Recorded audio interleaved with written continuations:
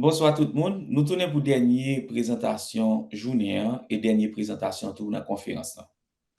Présentation ça, li chita sous hydrographie, enjeu et perspective.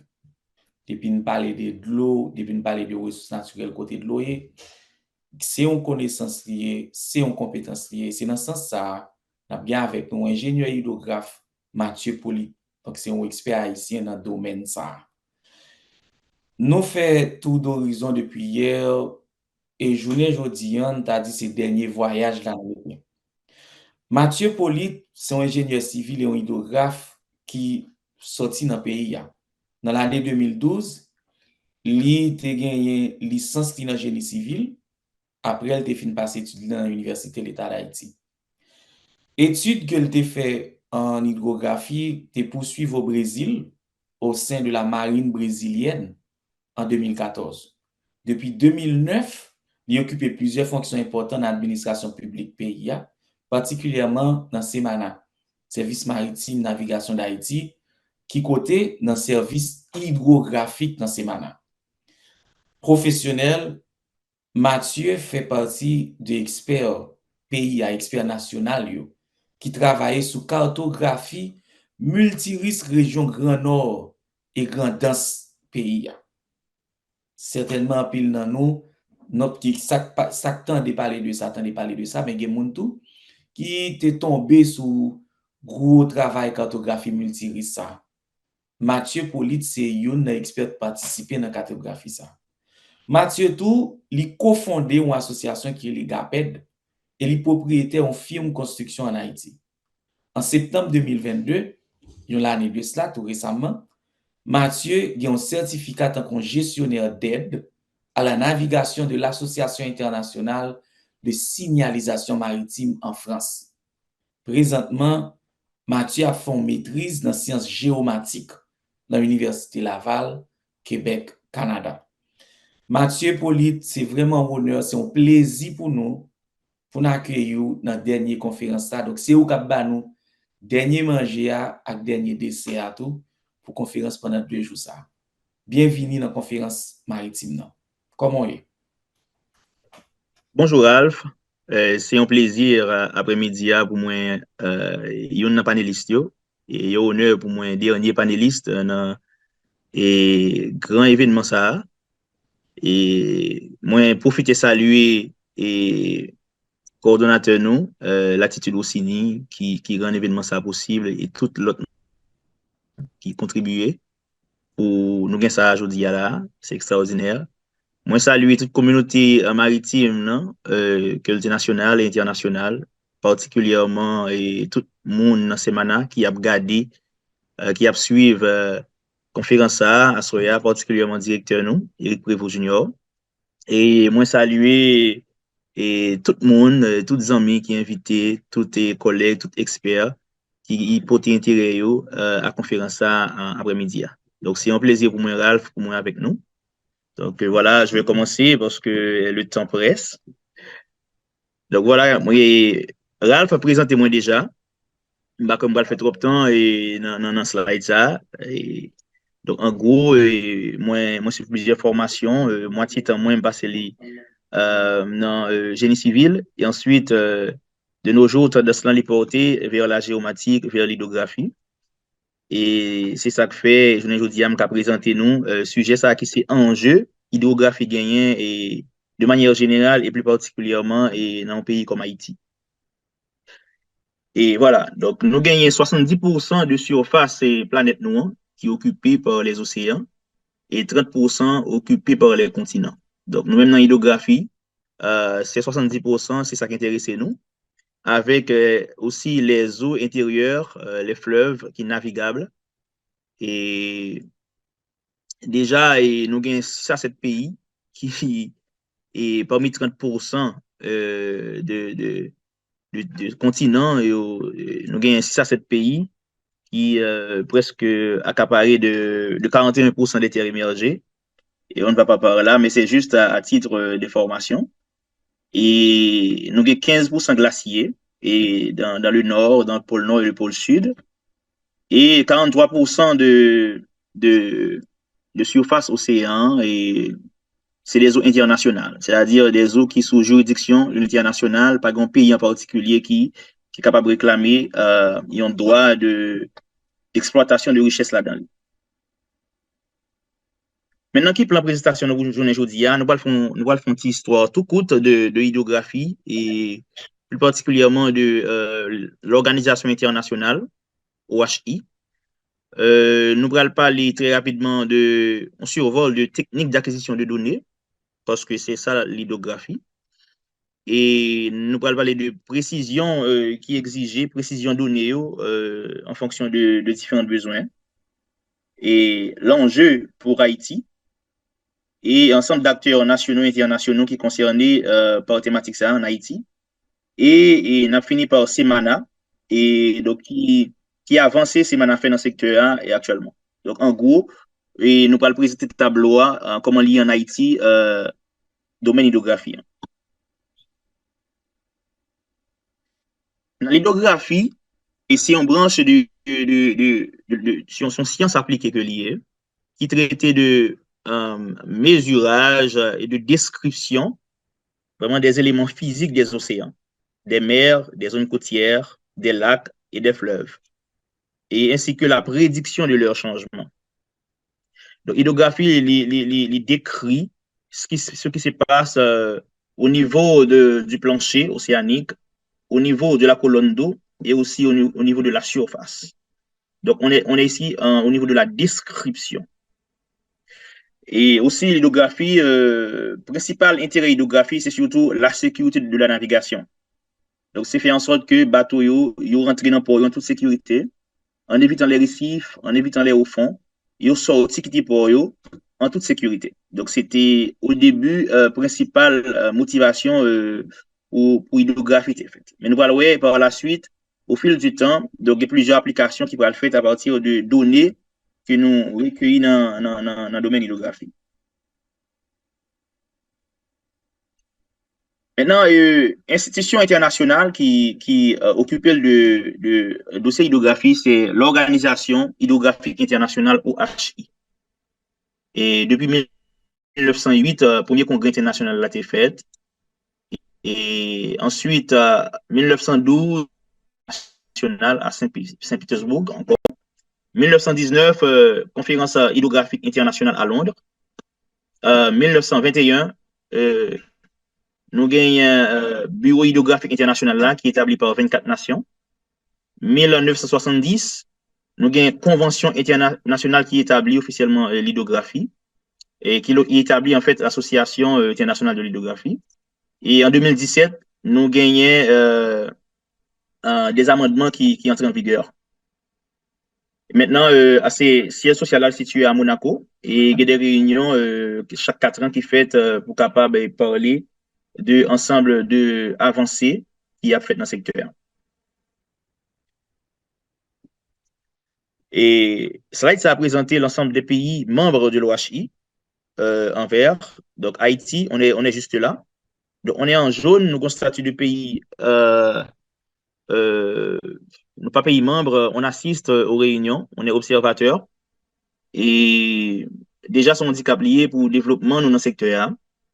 Mais il y a plusieurs démarches qui a fait, qui sont en cours. Et durant les dernières années, ça malheureusement qui freiné par situation politique pays nous, que nous tous connaissons.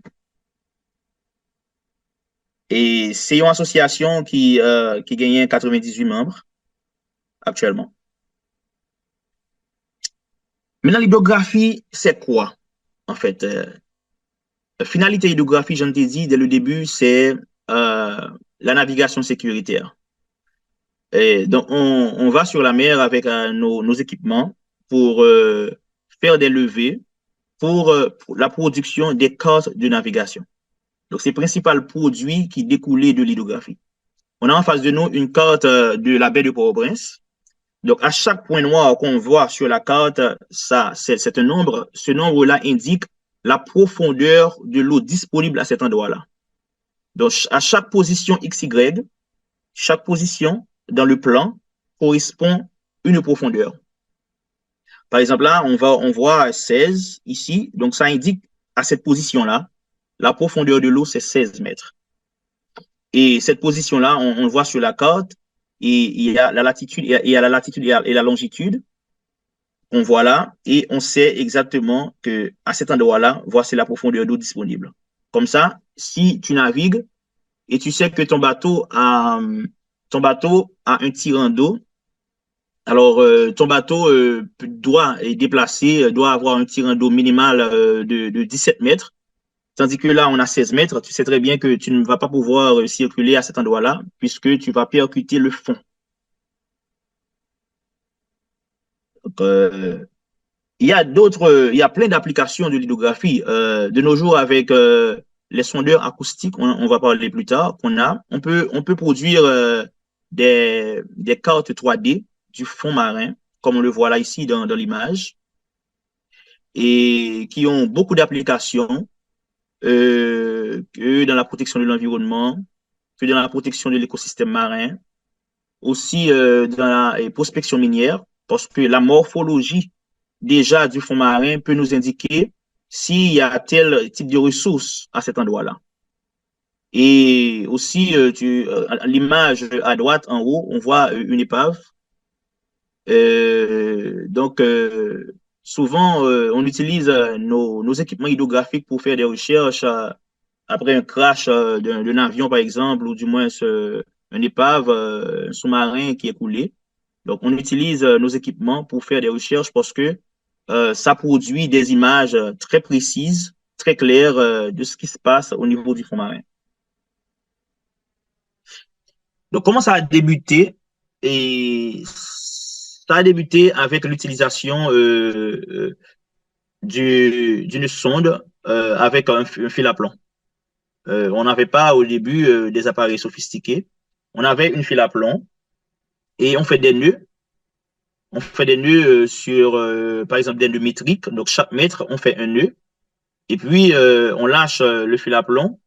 Et puis, on sait exactement à quelle profondeur dans cette position-là. Donc, les positions étaient levées de manière locale. Il n'y avait pas le système GPS à l'époque, mais on avait d'autres appareils pour faire du positionnement local. À partir de là, on produisait des cartes qui n'étaient pas standardisées, qu'on ne pouvait pas utiliser de manière globale, mais les gens, les pêcheurs, les gens de la région pouvaient l'utiliser pour naviguer en toute sécurité.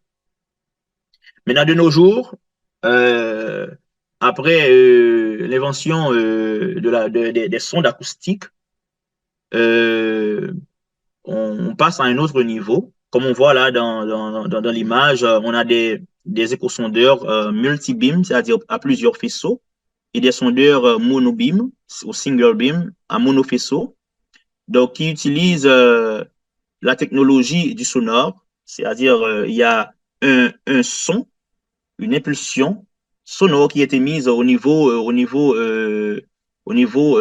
du son, et puis ça va voyager dans la colonne d'eau. Si je descends un peu plus bas, voilà. Donc la technologie, c'est ça. On émet un son qui va voyager au niveau de la colonne d'eau. Ça va rebondir au niveau du fond et remonter au niveau de la sonde.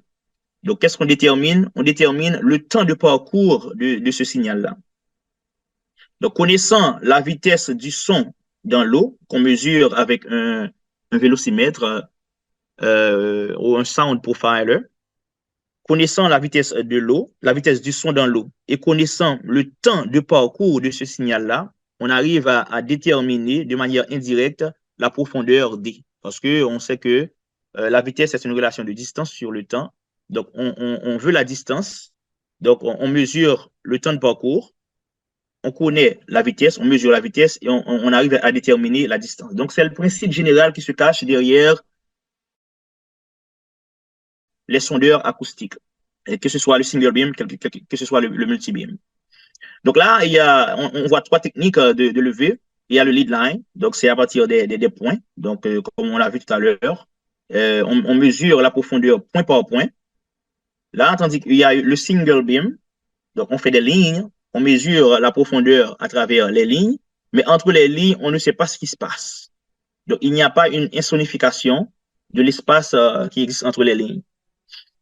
Et la technique qu'on utilise, on fait des interpolations pour estimer ce qui se passe au niveau des lignes. Et tandis qu'il y a le multibeam qui fait une insonification complète. Il y a 100% de l'espace qui est levé. Donc, on connaît en chaque point la profondeur de l'eau. Maintenant, il y a d'autres appareils qui sont utilisés, qui viennent euh, pour garantir une meilleure précision. Comme on l'a dit, il y a le Sound Profiler, le vélocimètre ici, qui mesure la vitesse du son dans l'eau. Donc, c'est l'eau qui supporte, c'est l'eau qui est le milieu de propagation.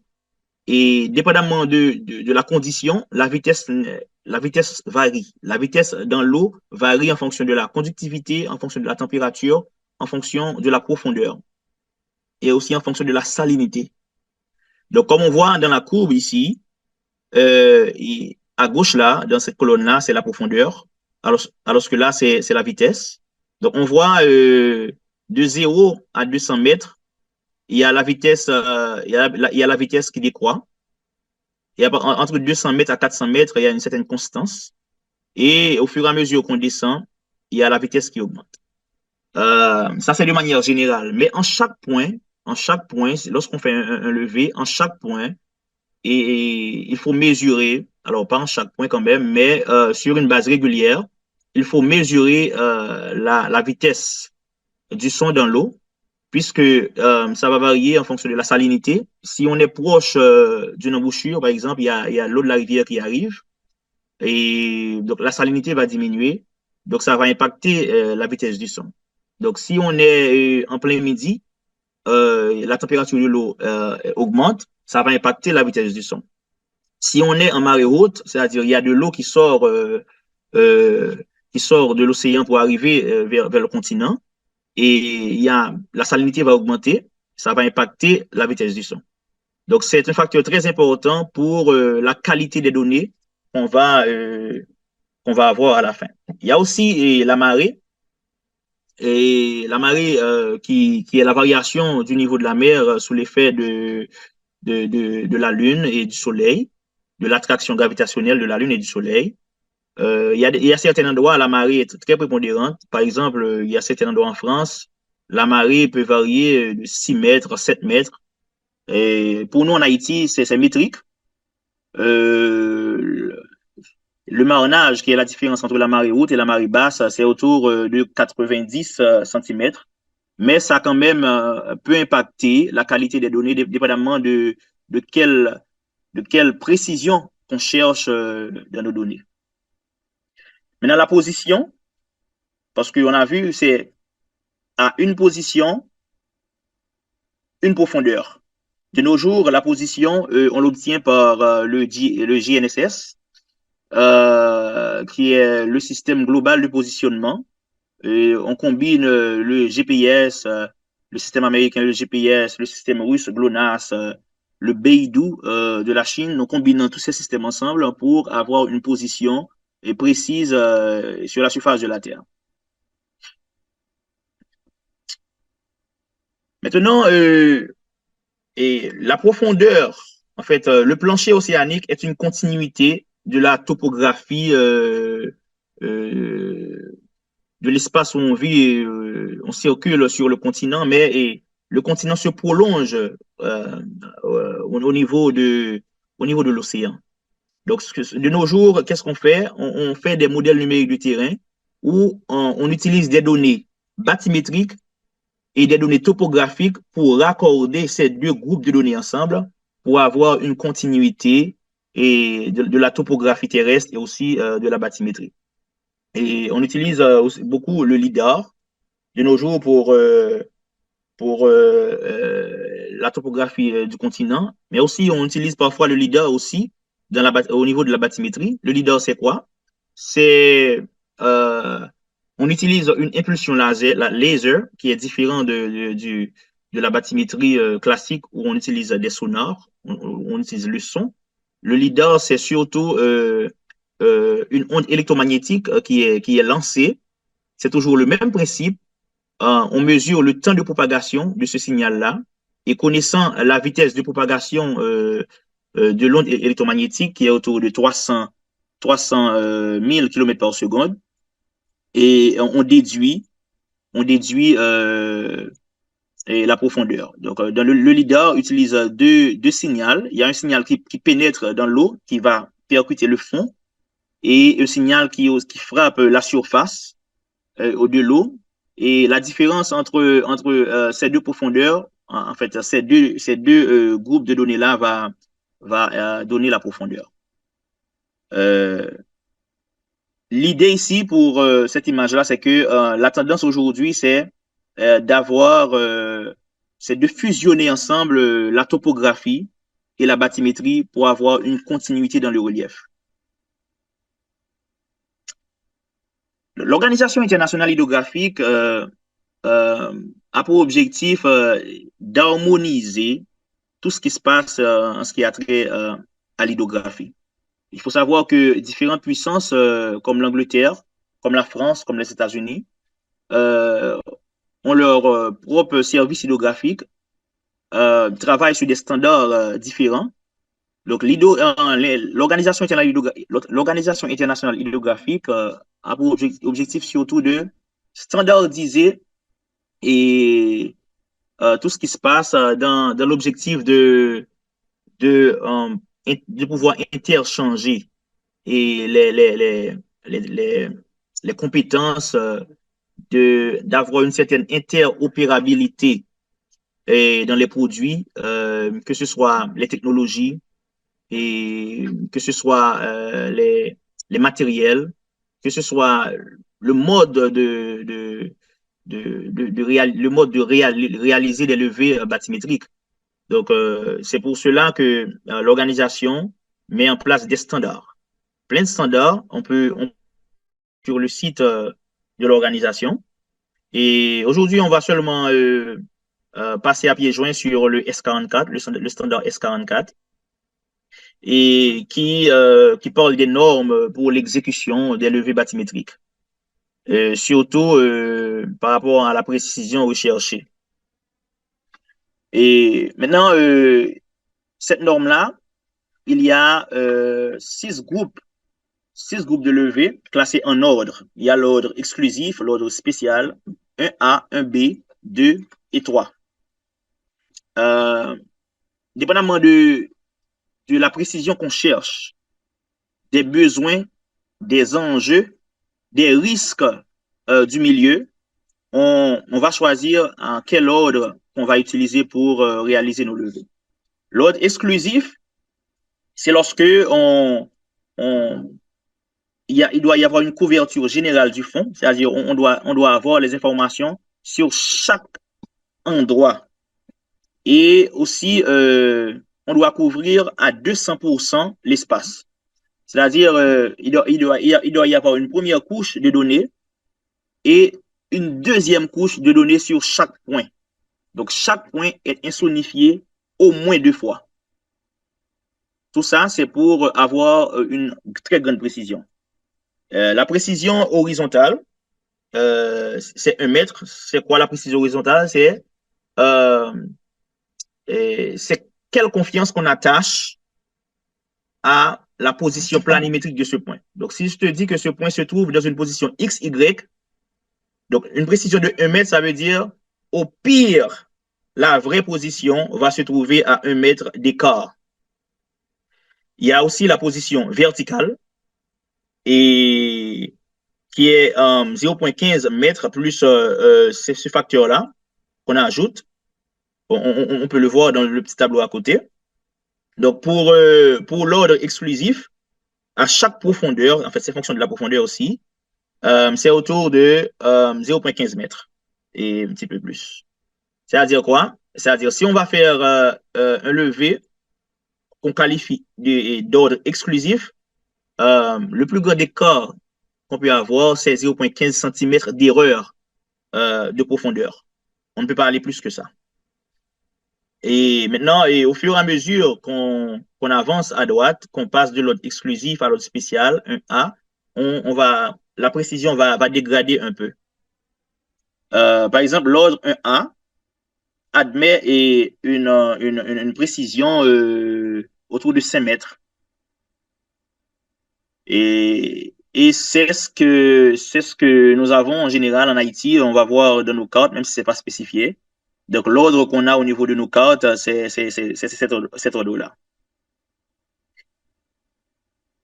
Maintenant, quel est l'enjeu pour Haïti? Est-ce qu'on sait ce qui se passe dans nos eaux? Et est-ce qu'on sait, est-ce qu'on a une véritable base de données, base de données hydrographiques? La réponse, c'est non. On n'en a pas. Et l'ensemble des données qu'on a sur notre territoire nous sont fournies par les Américains. On a une trentaine de cartes papier et les Américains nous ont transmis ces cartes-là et les données ont été relevées par les Américains pour les intérêts des Américains. Parce que nous avons un commerce avec les Américains. Donc, ils doivent s'assurer que leurs bateaux doivent rentrer en toute sécurité sur notre territoire. Maintenant, connaître nos eaux, se disposer de nos eaux et aussi sécuriser nos eaux est une question de souveraineté nationale. Donc, si on ne connaît pas nos eaux, on n'a pas d'informations sur la bathymétrie, c'est qu'on faillit un peu à notre mission. Et on peut pas à haute voix dire qu'on est souverain parce qu'on n'a pas les informations sur notre territoire. Et c'est la raison pour laquelle dans beaucoup de pays avancés, l'hydrographie est sous la juridiction de l'armée le plus souvent. Donc c'est l'armée qui prend en charge l'hydrographie parce que c'est une question de défense nationale, c'est une question de souveraineté nationale. Et maintenant, il y a un petit truc là. C'est un petit peu, je sais pas ce qui se passe pour ce diapositive-là. C'est un petit peu dérangé probablement dans le sharing. Maintenant, je vais avancer quand même. Nous avons l'obligation de disposer, non pour nous, mais de disposer pour nos partenaires nationaux des informations hydrographiques. On a signé la convention de l'OMI en 1953 et le chapitre 5 du SOLAS nous oblige à disposer des services hydrographiques en Haïti. On n'a pas le choix parce que on doit non seulement garantir la sécurité de la navigation de nos compatriotes, de nos Haïtiens qui circulent sur la mer, mais aussi les bateaux internationaux avec qui on fait affaire doivent se sentir sécurisés. Nos besoins à court terme dans ce secteur-là, c'est la mise en place des aides à la navigation. On en a vu hier avec Rossini qu'on a 7 ports de cabotage, on a 2 ports internationaux. Et on a un besoin pressant d'installer des aides à la navigation. Donc, ce sont principalement des bouées, des feux de guidage, des feux secteurs. Donc, toutes ces activités-là, à la base, ont besoin des données bathymétriques. Parce qu'on va placer des bouées sur un chenal et on doit savoir exactement quelle est la profondeur de l'eau à cet endroit-là pour indiquer dans la carte que notre chenal peut... Nous toujours dans la présentation Mathieu, sur hydrographie, mais ça nous remarque, ça le côté Mathieu, il t'a fait présentation réservée et n'a bien 2 minutes le temps pour aller dans l'autre salle, ensuite ajuster présentation. Dans la présentation, dans l'introduction, il t'a fait tour d'horizon avec nous pour nous comprendre qui ça hydrographie est. T'as expliqué que finalité hydrographie, c'est permettre que navigation maritime faite en toute sécurité. Nous t'es ouais avec qui ça secteur là-dedans, moi sûr certain il y a des jeunes monde qui regardent là, peut-être ça qui doit faire envie intéressé à domaine ça, domaine transport maritime. Il te parlé nous tout de, il te fait nous carte navigation, il montre nous qui importance carte navigation gagne. Chaque petit point qui sous carte ça qui j'en indiqué profondeur de l'eau et que par exemple si que ou pas quand profondeur de l'eau pas qu'à venir faire n'importe bateau passer là. Donc une connaissance de la mer, une connaissance de ça gagne en bas de l'eau extrêmement important pour navigation maritime. Et présentation en Kounia, il devine brancher quand il est arrivé sur Haïti, en jeu Haïti. Et question Mathieu t'a posé, c'est est-ce que nous connaissons réellement de l'eau haïtienne? Et il était dit nous que ensemble de recherche qui fait yo, puis faut là dedans c'est urbain, puis faut là dedans c'est américain qui gagne yo. Le plus souvent c'est militaire américain. Une là dedans moi personnellement qu'a cité, c'était après occupation américaine ou bien pendant l'occupation américaine Haïti 1915 ans. Et là-dedans, l'armée américaine a fait une série de recherches, une série de cartes, et c'est jusqu'à présent ça on a utilisé. Mathieu tout a insisté que nous, membres et dans l'Organisation maritime internationale 1953, ensuite il a insisté que il y a un objectif là-dedans, côté il dit nous, faut nous travailler pour nous mettre à jour données que nous gagnons sous de l'eau. Donc, ça est extrêmement important que ce soit en fait commerce international, que ce soit en recevoir bateau, n'importe ça nous le faire. Donc, connaissance nous sur l'hydrographie c'est extrêmement important.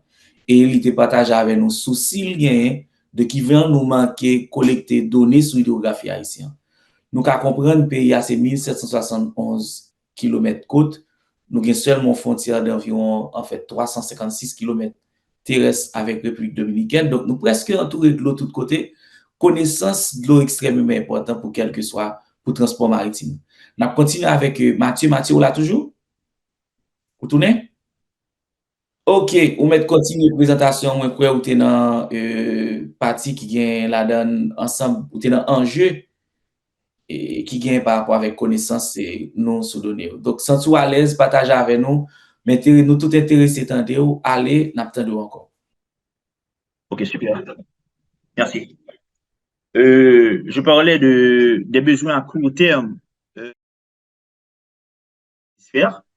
Je parlais de la mise en place d'aide à la navigation. On en a besoin pour nos ports de cabotage et aussi, oui,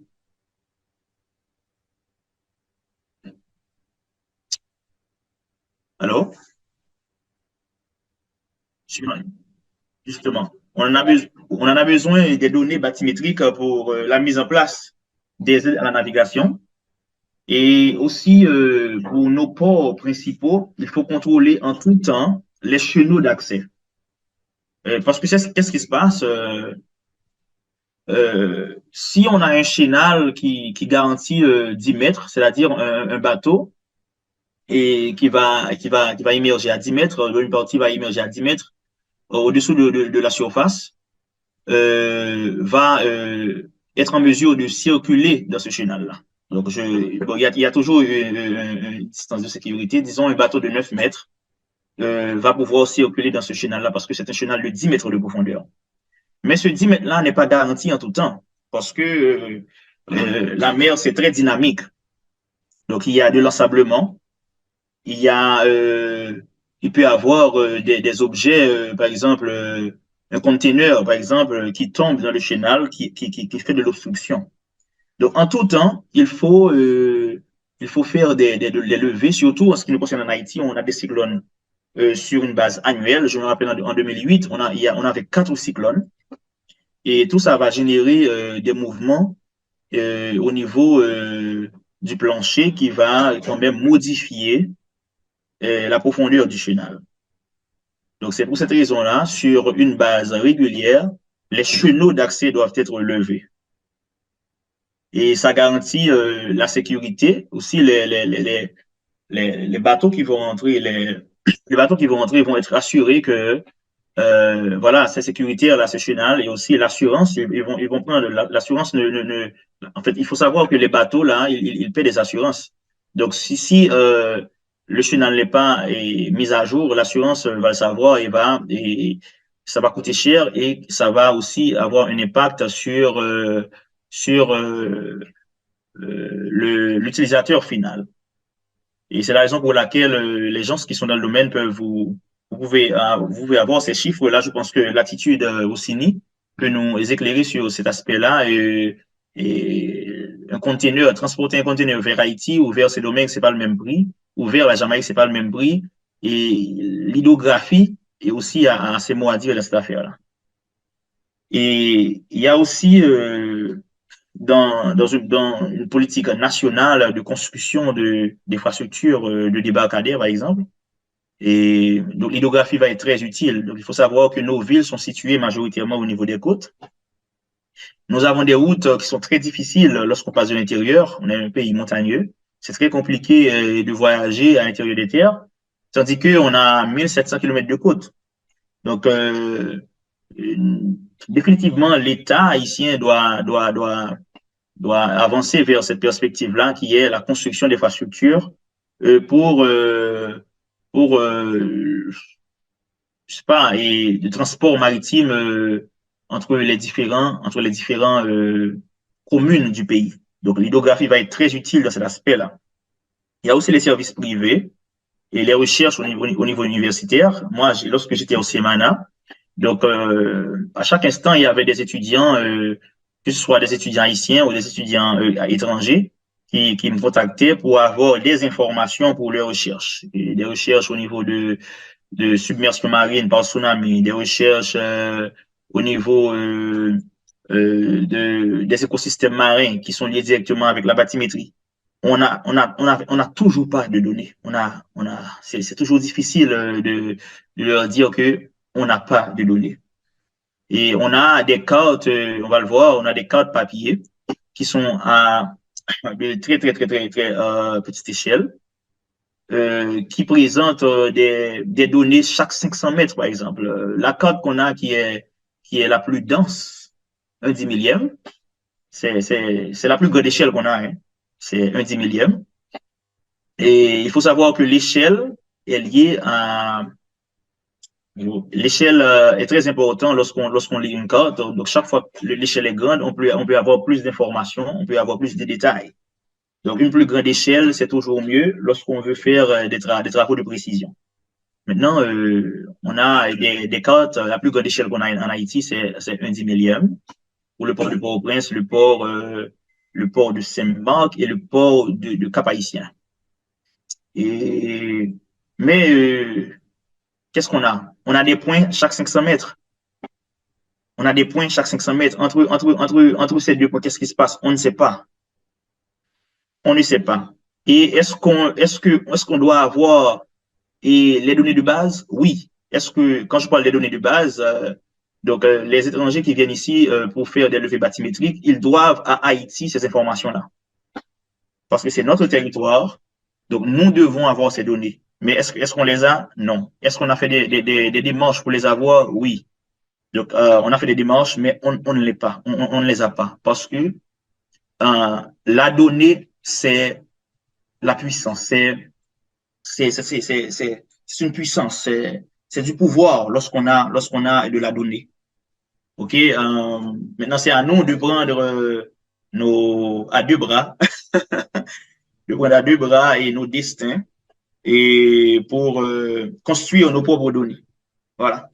Maintenant, et aussi, je parle, il y a le besoin, il y a cette nécessité-là de construire une infrastructure de données spatiales maritimes nationales et que nous avons fait, que nous contrôlons et parce que ça va non seulement nous être utile, ça va aussi changer l'image que l'extérieur a de nous.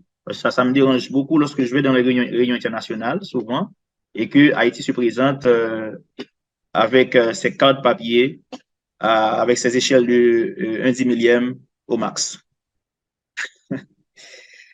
Maintenant, à long terme, à moyen et à long terme, il y a ces enjeux-là. L'exploitation des ressources, pêche et minéraux.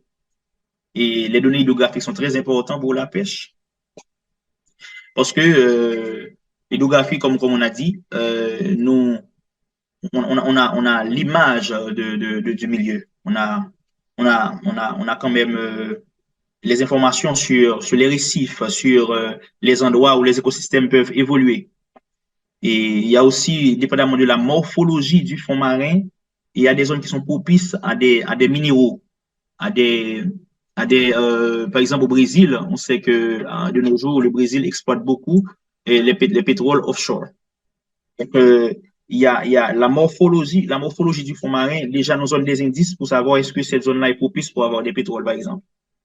Et la protection et la gestion de l'environnement, de nos zones côtières, la détermination des frontières maritimes. On a vu hier qu'on on est, on a une frontière on a des frontières maritimes avec plusieurs pays, mais seulement ces deux, on s'est défini avec seulement deux pays, la Colombie et le Cuba. Et la navigation de plaisance, la défense et la sécurité maritime. C'est très important. La défense et la sécurité maritime. De nos jours, si on pose cette question, à tel endroit du pays, qu'est-ce qui se passe au niveau sous-marin? Qu'est-ce qui se passe? Est-ce qu'il y a pas un pays, je sais pas, qui fait des trucs au niveau de nos eaux? On ne sait pas. Même si on voulait savoir, on n'a pas des moyens pour aller faire cette prospection-là. On n'a pas. Et la modélisation des tsunamis, des crues, des inondations, j'en ai parlé tout à l'heure. La gestion de la zone côtière, le tourisme. Pourquoi? Parce que lorsque le touriste vient, il doit avoir des cartes de navigation. Lorsque le tourisme de plaisance doit être sécuritaire. Euh, pour avoir des cartes, il faut avoir des données de qualité. Et aussi toutes les sciences maritimes, l'océanographie, par exemple. Lorsqu'on fait une campagne de levée bathymétrique, et comme on a vu tout à l'heure, souvent on prend d'autres données qui peuvent être utilisées dans d'autres secteurs scientifiques. Par exemple, quand on prend la température, quand on prend la salinité et quand on prend la conductivité, c'est des données qui peuvent être utilisées dans d'autres domaines et ces données doivent être rendues disponibles pour le grand public. Maintenant, ça c'est la liste des cartes qu'on a en Haïti, donc c'est disponible. Donc vous pouvez contacter Semana et vous allez les avoir. Et je pense pas qu'il y aura des problèmes là-dessus. Au contraire, on travaille pour les rendre disponibles pour le grand public. Moi, personnellement, bon, c'est des cartes papier, mais je travaille là pour les géoréférencer et qu'on peut utiliser sur des applications comme ArcGIS, comme QGIS, lorsqu'on veut faire des recherches, lorsqu'on veut les utiliser pour n'importe quel type de modélisation. Je travaille là-dessus. Nous avons une trentaine de cartes et donc les échelles, vous c'est défini et le nom des cartes, vous pouvez facilement contacter Semana pour avoir ces cartes-là. Et comme carte électronique, et nous, au Semana, on ne dispose pas de ces cartes-là. Mais vous pouvez les avoir facilement et avec des vendeurs. Vous pouvez aussi contacter NGA ou NOAA, ils sont disponibles. Quels sont les acteurs au niveau national et international? Au niveau national, nous avons le Semana, qui est le principal acteur et qui a un service hydrographique. Nous avons le CNIGS, qui est le Centre national des formations géospatiales, géographiques, je dirais. Et on travaille très serré avec le CNIGS, déjà qui nous offre beaucoup de formations. Et au niveau SIG, il y a l'OHI, l'Organisation internationale hydrographique. Chaque année, on a une délégation du Semana qui participe aux différentes réunions régionaux. On a des coopérations bilatérales avec le Brésil. Les deux hydrographes du pays, moi et un autre collègue, nous avons été formés au Brésil en 2014. C'est sur la base de cette coopération-là. Et il y a aussi, je l'ai mis, j'ai pris l'initiative de le mettre au CINI, Fondation Haïti Maritime, comme étant un acteur dans le secteur. Maintenant, au niveau du Semana, qu'est-ce qu'on a? comme je viens de le dire, nous avons deux hydrographes de catégorie A. C'est à souligner, catégorie A, parce que c'est très important. Ce n'est pas tous les pays de la Caraïbe qui ont des hydrographes de catégorie A. Et un hydrographe de catégorie A peut non seulement effectuer des levées bathymétriques, mais surtout, c'est l'aspect de planification, l'aspect de gestion et qui peut définir des stratégies à long terme dans le secteur. Donc, c'est pas seulement un technicien, mais c'est un gestionnaire, un visionnaire dans le domaine. Et nous avons aussi deux techniciens qui ont été dernièrement formés. Nous avons un jeu d'équipement et je profite de ce moment pour féliciter notre directeur qui a beaucoup travaillé et pour que nous puissions disposer de ces équipements-là. Nous avons un jeu d'équipement complet et on peut faire des levées bathymétriques multi-beam. C'est le système EM 240 de Kongsberg. Et aussi, nous avons un bateau hydrographique qui est conçu à Netherlands, en Hollande, et qui est sur le point d'arriver à nos ports. Donc, on aura un laboratoire ambulant pour effectuer nos levées bathymétriques. Maintenant, ça, c'est aspect équipement. Il faut savoir que la bathymétrie est très coûteuse et il faut aussi avoir des sources de financement stables et aussi un programme défini, aligné sur une politique nationale pour pouvoir pérenniser ces initiatives-là. Sinon, et comme beaucoup d'efforts qui ont été faits dans le passé dans beaucoup de ministères, on achète des équipements, ça reste dans un coin et ça pourrit, malheureusement. Merci de m'avoir écouté. C'est la fin. J'espère que le message est passé. On a une idée claire de ce qu'on fait en Haïti, au niveau de l'hydrographie et aussi les enjeux et pour notre cher pays. Merci.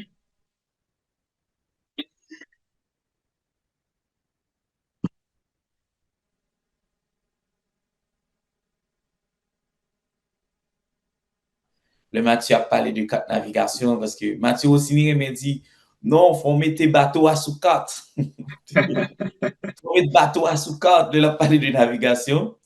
Et une bagage moi qui aime encore c'est aspect complexité qui gagne par exemple dans le transport maritime que ou même ou relever par exemple connaissance, causer données. En pile fois moun pense qu'un bateau sans juste venir bateau en il débarquer. Mais avant bateau à venir, une série d'informations préalables pour le gain. Et aussi, il remédie ça, dit que il remédie toute fonction où ouais, qui gagne. Un bateau, c'est un peu son pays lié, mais son pays sous l'eau. Ça veut dire toute fonction ouais, ou besoin sous terre, les bateaux à la mer, il faut que fonction ça remplit tout.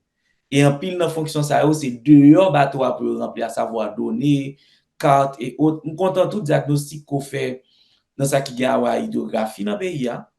Quand on montre effectivement que une série de gros travail pour nous faire pour nous capable de ramasser données mais qui est optimiste tout par exemple matériel yo cap venir qui a permettre aux petits gens que nous fait système dans bouger me content entendre qui gens c'est là a fait ti route li tout aussi me pas connait avant même que me poser question est-ce qu'on a une expérience tu as partager avec nous parce que me pas songer qui année où t'es venu son bateau en Haïti côté où tu as dit que tu as une expérience dans le transport maritime dans le bateau. Donc, le bateau, c'est sorti Venezuela où tu as livré un bagage ensuite. Où tu partages une expérience avec moi pour te dire, ah, mais qui ça nous manquait en termes d'accueil. Donc, nous avons temps là toujours, nous avons 10 minutes. Avant de poser question à Mathieu Hippolyte, Mathieu Hippolyte, nous avons parlé de l'expérience et peut-être enchaîner et faire conversation avec Mathieu.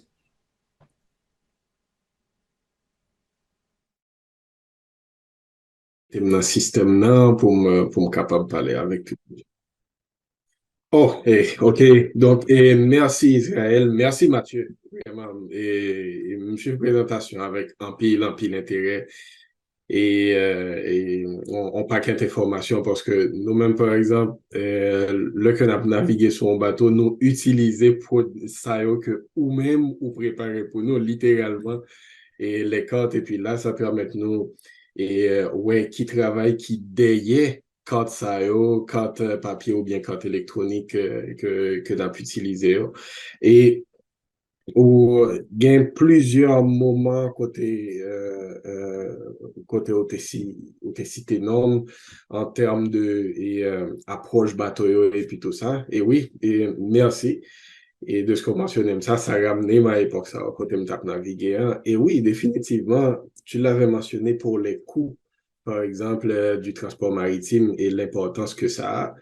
Et il y a un mot-clé dans tout ça. Le mot-clé, c'est l'incertitude, c'est la prévisibilité. OK? Tout autant que on fait affaire avec un pays, un port, une localité qui a plus certitude sur information, sur processus, sur loi, sur qui genre expérience ou on les le passé, ça contribue à diminuer les coûts.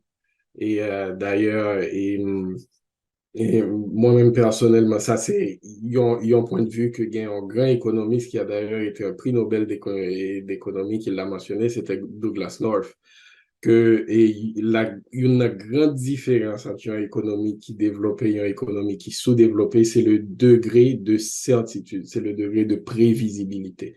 Tout autant qu'on mettait sous place des systèmes qui ont plus de prévisibilité, donc ça réduit coût, quel que soit son affaire, parce que y a un monde qui venu, il est capable de budgétiser, il est capable de connaître, et devant qui s'allier, littéralement. Et donc, plus ou bien incertitude, c'est plus que on va augmenter coût.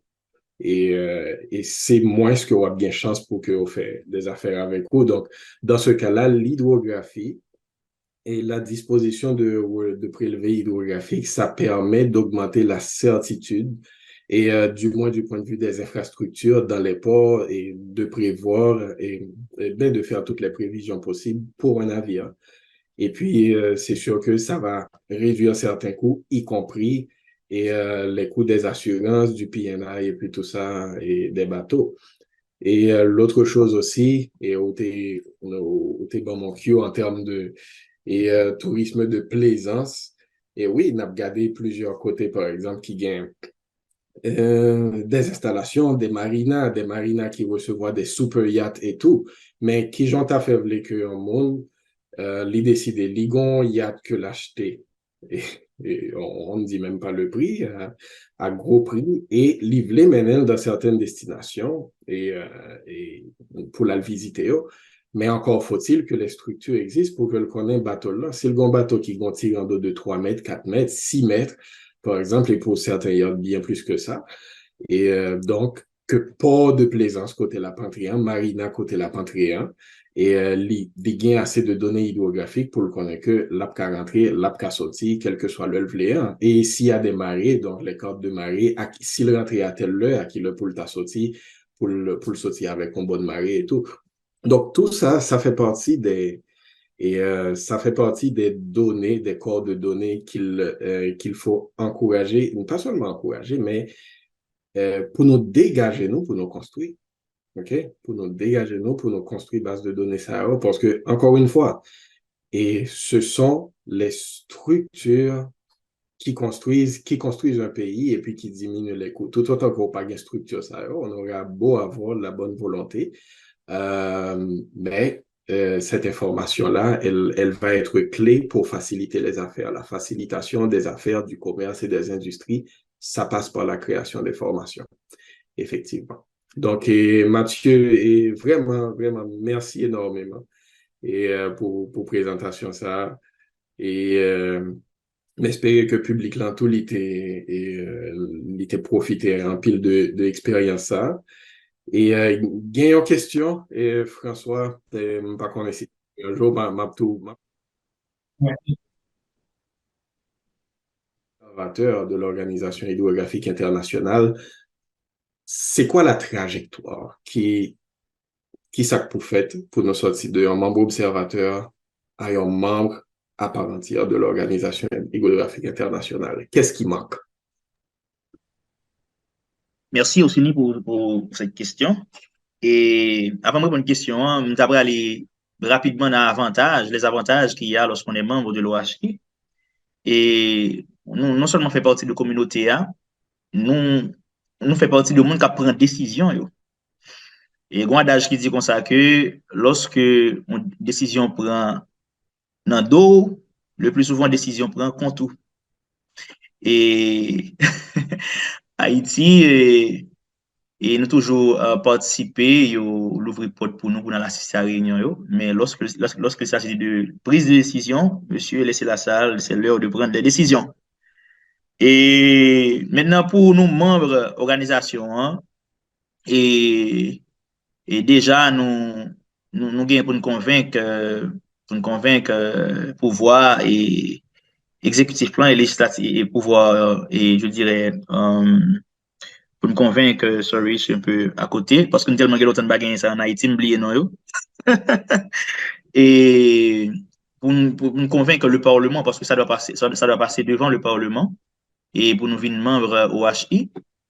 Et on sait déjà depuis combien de temps que le Parlement nous boiteux. Mais c'est un projet que c'est Manaf Chéri depuis toujours, dit actuel directeur nous, il vraiment est focus sur point ça. C'est non seulement OHI, mais aussi Ayala, et qui c'est organisation internationale pour aider à la navigation. Que c'était deux gros deux gros organisations que le directeur a lui-même l'objectif ça pour Haïti finement bio. Et donc, bon, c'est principales les raisons qui fait jusqu'à présent nous pas comment OHI, c'est surtout situation politique pays hein, pour le moment. Parce que l'administration maritime, c'est Mana, il prend ça très à cœur.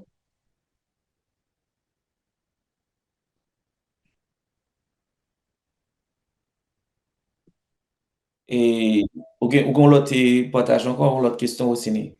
Non, sinon, Et Mathieu, vraiment. bon, c'est pas une question, c'est opportunité pour nous remercier, Mathieu. C'est clair que tout sous ça, on a regroupé ensemble, on a connecté plus. Parce que le travail là, c'est beaucoup plus un travail de collaboration. Et nous croyons effectivement que tout ça qu'on fait, ça qu'on continue à faire là, là vraiment utile nous. Puis devant, il a commencé utile nous depuis qu'on y a.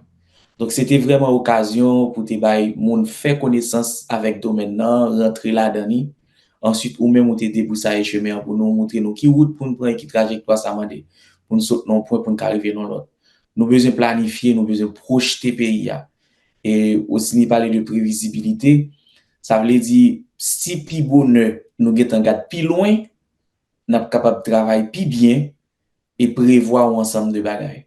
Donc, mon pays, faut le penser, faut le planifier. Merci un pile Mathieu pour présentation. C'est où te ba nos derniers décès pour conférence là. M'a dit tout le monde merci et sur ce, m'a juste fait un petit résumé de tout ça gagne pendant 2 jours et puis après, m'a passé avec Rossini pour le mot de la fin. M'a dit tout le monde merci en pile pendant 2 jours ça qui était campé avec nous, supporter nous. C'était vraiment une première expérience. Tu grand pile bug là-dedans, c'est une conférence digitale, faut te battre pour tout le monde dans le même système. Donc, ça pas un petit genre facile pour nous, mais quand même, nous mener bateau à côté pour nous mener là. C'est une conférence nous te fait juste pour nous initier domaine dans paysage thématique Haïti. Nous te trouvé que li pas fait sens pour Haïti 1771 km côte Haïti sont presque liés, ça veut dire entouré de presque tous les côtés. Et puis, jusqu'à présent, conversation sous-maritime pour qu'on ait une place. Donc, nous croyons que conversation sous l'eau, conversation sous place pays, conversation sous sa pays, est extrêmement important. Nous te fait tour d'horizon à travers de différentes présentations. Nous te parlé de air marine protégée, nous te parlé de tourisme durable qui s'allie, nous parlé de filière la pêche, nous parlé de type de bateau, nous parlé de énergie renouvelable, nous parlé de économie bleue. Nous introduisons ensemble de l'autre domaine qui est l'âge et nous sommes fiers tout effectivement dans le temps nous sommes passé pour avec moun sa yo chercheurs, experts haïtiens, experts internationaux pour nous débroussailler chemin. Ça c'est extrêmement important pour nous. C'est toujours dans le cadre de sensibilisation, vulgarisation dans le domaine là. Là-dedans tout nous garder et ça qui est important pour nous garder nous poser questions sur dans chaque secteur ça yo qui gagne dans le domaine qui pilage là. Qui côté Haïti et qui ça nous besoin faire pour nous arriver là. Un aspect qui est intéressant pour nous, c'est que nous, si nous besoin commencer à déployer vision, nous besoin de données, nous besoin plus de données dans le pays, pour nous capables prévoir le pays, plus planifier le pays. L'autre cause encore, c'est que nous avons besoin de politique dans le pays. Nous gardons avec présentation au Sénat sous 60 protocoles Haïti adhéré à 6. Nous gardons tout présentation Mathieu Hippolyte là, qui fait nous effectivement depuis 1953 Haïti, c'est juste un membre observateur lié. Donc, ça veut dire nous beaucoup qu'à profiter de l'opportunité espace coopération ça rentrer parce que nous pas gain loi là caille nous pour ça, même parlement de bagay. Donc, faut que nous mettre de voix nous propres pour le planifier pays pour nous fourrer secteur ça là-dedans. Dans l'histoire pays, marine est toujours associée beaucoup plus à politique, à militaire et à défense. C'est pas sans raison dans le pays à longtemps on a regardé nous avons un ministre défense et marine. C'est une période même nous avons un ministre de la marine. Donc c'était l'armée qui a joué rôle ça mais c'était beaucoup plus c'est des bagages qu'il y a avec comme si politique à sécurité pays à découpage pays. Mathieu insisté sur donner ça au fond gagner faut nous rapatrier. Il dit que Haïti fait demande de ensemble de données que collectées sous de l'eau que nous pouvons pas joindre. Tout ça c'est pour nous mettre devant nos propres. Nous arrivons dans vraiment terme conférence dans 1h02. Moi t'es content modérer ça avec nous, moi content et fier de ce que dans Haïti maritime. Nous comptons effectivement avec l'autre monde, nous comptons puis la remercier tout panélistes, remercier Carlo qui c'est un conseiller nous tout qui est avec nous, remercier Mathieu, tout le monde c'est vraiment plaisir. Parole là pas prête là, nous gen côté pas nous après pour nous aller parler, pour nous concerter, pour nous garder qui gens nous ka kembe archives ça et peut-être même dans newsletter font un résumé de tout ça que tu parlé et qui prochaine étape là pas seulement pour nous réfléchir pour deuxième conférence mais dans le plan d'affaires nous tout qui gens nous mettez nous allons obliger mettre pied nous à terre avec stratégie. Aussi merci en pile n'a passé parole là avec vous pour mot la fin ensuite comme ça n'a capable clôturer conférence là. Merci tout le monde, c'est un plaisir pour nous avoir. Aussi pour mot de la fin.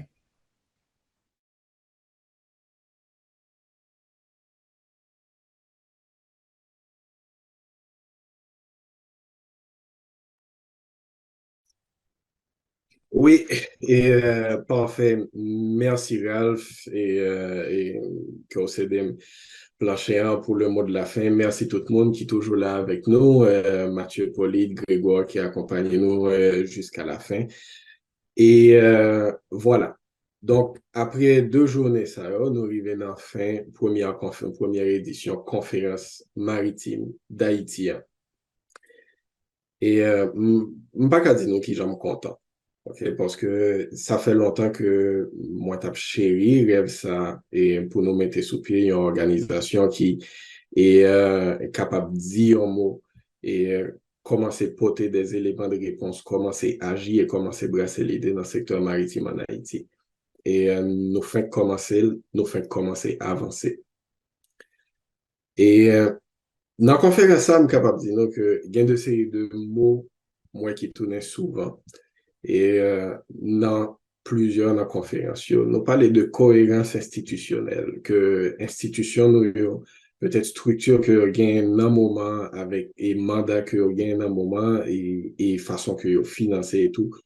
En pile nan yo pas prêt et système nan li pas prêt non plus pour lui et faire face à toute une série de défis et pour lui offrir toute une série d'opportunités. Et nous gagne inclusion qui tourne souvent. Et que ce soit inclusion sociale, parce qu'il faut que tout le monde soit inclus dans le processus de décision. Et Grégoire, tout à l'heure, il t'a parlé de et refait de base là, commencer par le bas de la pyramide et puis pour nous construire sur lui. Et Carlo lui-même, il t'a parlé de et construire un système côté et communauté. Et yo recevoir dans produit et tourisme là que touristes yo arrivé communautaire yo connaît gen bagay ka privé dans mais donc tout ça fait partie de l'inclusion aussi. Donc il y a le mot durable parce que il ne suffit pas d'exploiter les ressources qu'on a mais il faut les exploiter encore une fois d'une certaine façon que génération cap vini yo joignent plus aux ressources que nous. Si nous exploiter aujourd'hui, nous exploiter tout ça gain. Donc, c'est pain pour aujourd'hui et puis la fin pour demain. Donc, ça, c'est pas une stratégie de construction. Et nous gagnons production de données. qui tournait souvent hier, et Vaïd, Captain Vakili, il était parlé nous de données, on avait besoin de données. Et anecdote personnelle, c'est que là que Vaïd avec moi, nous avons préparé une intervention là à un certain moment, et il dit, OK, mais nous avons quelques données sur Haïti. Par exemple, dans notre transport domestique, transport maritime domestique, combien de tonnes nous transportons par an, combien de monde nous transportons par an, de qui ville à qui ville, qui distance maximum bateau ça a fait, qui pattern va yo. Et malheureusement, la réponse moyenne, c'est que, bien gêné pour nous autres ça, mais nous pas gain information ça dans ce moment. Et ce qui se passe, c'est simple. C'est qu'on ne peut pas gérer ce qu'on ne peut pas mesurer. Donc, quel que soit côté nous voulons aller, quel que soit le plan d'action nous voulons mettre sous pied, toute bagaille commencer en côté, il faut que nous connaissions qui côté n'y qui situation, combien gain, combien qui est capable gain, qui taille marché. Et en pile fois, on a parlé de investissement, pas d'investissement dans la pêche, mais il y a un monde qui, si je dis, je voulais investir dans la pêche, dans un an, qui retombe financier, je connais capable bien, qui volume de poissons, je connais que nous capables de pêcher. Et donc, avant que yon monde li pense entrer en affaires, il faut que y ait certains chiffres pour lui faire pour lui faire plein d'affaires li, et puis le connaît, OK, m'a fait prévision, cash flow, et puis me connaît m'a investi tant, et puis dans tant d'années avec ça que nous prévoit produire, donc que nous sommes capables. Donc, tout autant que les chiffres n'existent pas, ces prévisions ne pourront pas exister, et tout autant qu'elles ne peuvent pas exister, le financement non plus ne va pas accompagner. Ça va toujours être de l'aide, mais pas du financement. Donc, tout commence par les données, encore une fois, qu'on ne peut pas gérer ce qu'on ne mesure pas. Donc, en fin de compte, conférence ça, si pour nous commencer à parler en long et en large de tout ça qui est dans le secteur maritime, là, l'état beaucoup plus long que ça nous gagne là, mais ça nous gagne là, idéal, c'est pour le tourner en tribune annuelle du secteur maritime en Haïti. Que tous, les chercheurs de l'académie, les acteurs du secteur maritime, du secteur privé, les institutions gouvernementales, les organisations communautaires, les coopératives de pêche, que tout le monde connaît que année après année, il y a un événement qui a organisé côté, il y a bien voir par côté, il y a capable d'expliquer qui action il a fait, qui ça y a organisé, qui problème il a joindre, qui défi, et que il joindre qui opportunité il a cherché. Et c'est à prendre occasion pour nous réseauter toute communauté maritime ça, et on sait que entre l'information et la connexion, et c'est là que les opportunités naissent. Donc, disons, prétentionnons, ambitionnons avec forum ça, avec la conférence maritime d'Haïti, c'est pour nous capables de réunir communauté maritime ça année après année. Et pour nous capables de visionner, planifier, réglementer, financer et aider à mettre en œuvre l'avenir du secteur maritime en Haïti. Et c'est sûr que nous avons certains bugs, malheureusement, mais partout côté gain technologie, tout côté gain technologie, a toujours un bug, et m'a remercié l'équipe là vraiment qu'à chaque fois tu gagnes on t'est monté immédiatement pour que l'IPAD pas durer plus que le tableau, et puis pour nous reprendre contact là avec le public là. Et il y a un pile question qui t'est posée que malheureusement nous pas arrivé joindre temps pour nous t'adresser. M'a excusé ma public là, et m'a fait connaître que nous déjà prenons note de toute bagage ça pour nous améliorer, et format et participation publique là pour que dans la prochaine édition au public là et nous capables de répondre plus questions encore et de public là. Et Gombagay m'a dit, ça c'est le bon problème à avoir. S'il y a une question que nous pas arrivé à répondre, ça veut dire que il y a intérêt. Donc c'est nous-mêmes qui pourrons ranger pour nous répondre à demande ça qui gagne, et nous sous ça. Nous sous ça, nous mettons toute bagarre en place pour que le public là est capable de joindre tout espace les besoins pour répondre aux questions. En attendant, dans les jours à venir, toute question ça que nous t'ai posée, et m'a monté et m'a adressé de façon personnelle à tout le monde qui t'est posé. Et nous avons prétention pour que conférence ça hybride tout, que année ça nous t'ai fait en format webinaire à cause de tout problème sécurité nous avons en Haïti. Mais à l'avenir, la conférence maritime d'Haïti, elle se tiendra en Haïti et elle sera disponible et en format webinaire au monde entier. Et quand je dis qu'elle se tiendra en Haïti, je ne parle pas nécessairement de Port-au-Prince.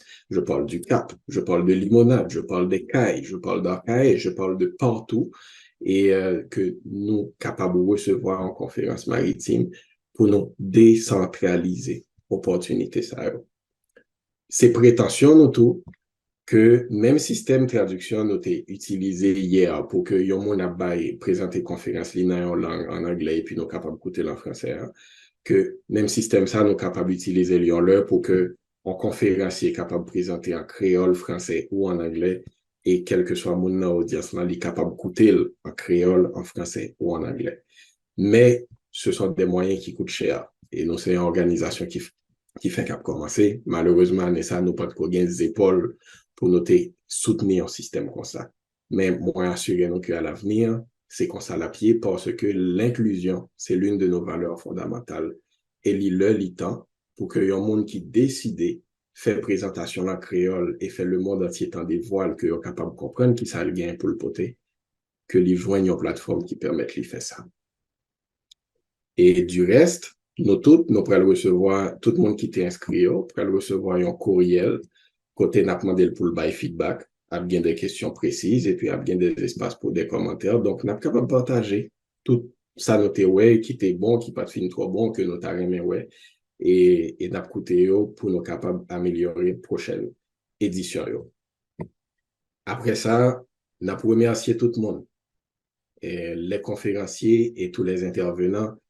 Hier, et on a eu M. Carlos Serom du Semana, nous les remercions chaudement et merci d'avoir pris le temps malgré toute sa capacité pour être avec nous. Ensuite, les intervenants, Dr. Jocelyne Rodney-Gentil, ingénieur architecte Alexandra Pierre, professeur Michel Dess, capitaine Dr. Seyed Vaid Vakili, Carlo Chancelier, Grégoire Touron-Gardic, l'ingénieur hydrographe Mathieu Polite, et le staff technique qui nous a encadré, Israël Bonecki de IMD Film et la firme d'interprétation Interprenet.